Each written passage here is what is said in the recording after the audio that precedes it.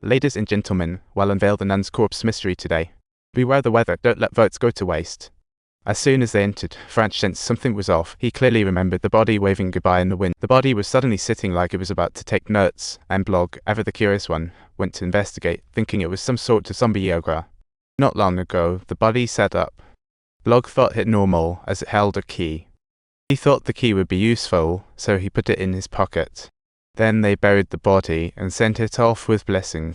Just then, Alien was drawn to a nearby charm, and Blog chimed in to say, "This is a classic pandemic trick. Works like a charm. If you get accidentally buried alive, just pull the charm to grab some attention. Everyone could use a lifeguard moment."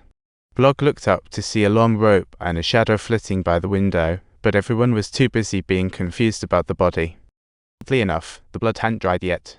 To uncover the truth, they bolted into the monastery, because that's what all brave adventurers do. Inside, they met a nun cloaked in black veil, clearly practicing her ninja skills. She suggested coming back tomorrow because after evening prayers, the door shuts tight like a bouncer at a club. But before that, you can crash at the monastery for the night. Blog swiftly booted French out because, hey, he was just a chauffeur. French wasn't happy to hear that, feeling like he was just being used to help Blog get ahead. Reluctantly, French trudged home alone, only to bump into a nun.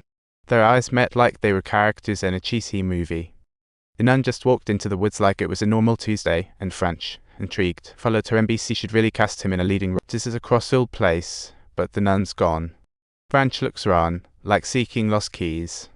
Feeling threatened, French pulled out the cross for protection, looking hilariously dramatic.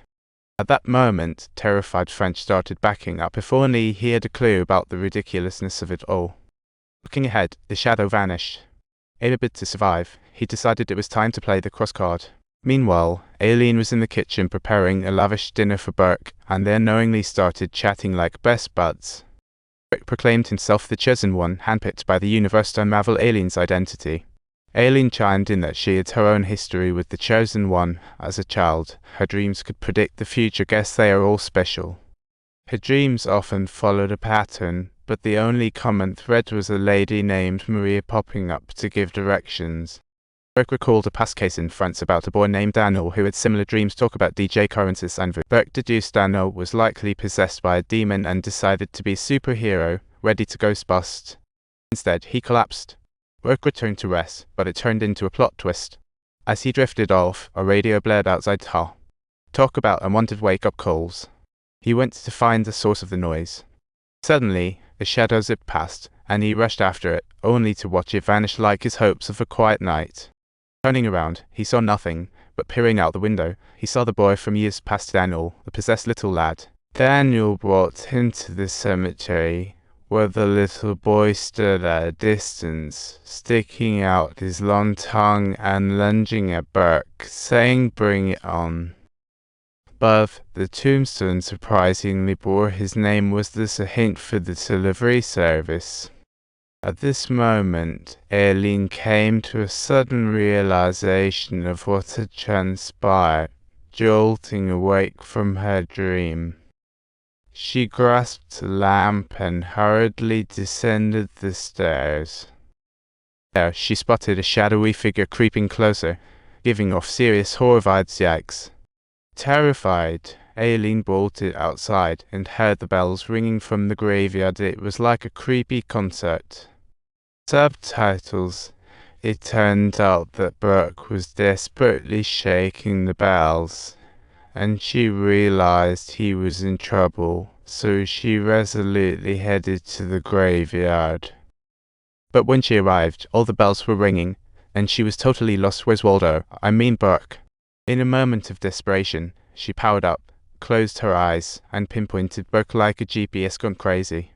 Armed with a shovel, she began digging to rescue him, and bam! She struck the demon like it owed her money. Suddenly the demon retreated, and she saved Burke. Once outside, Burke was shocked to find a pile of books in a coffin, like a demon book club or something. He thought those books could unlock the mystery, and next morning, they returned to the monastery gate.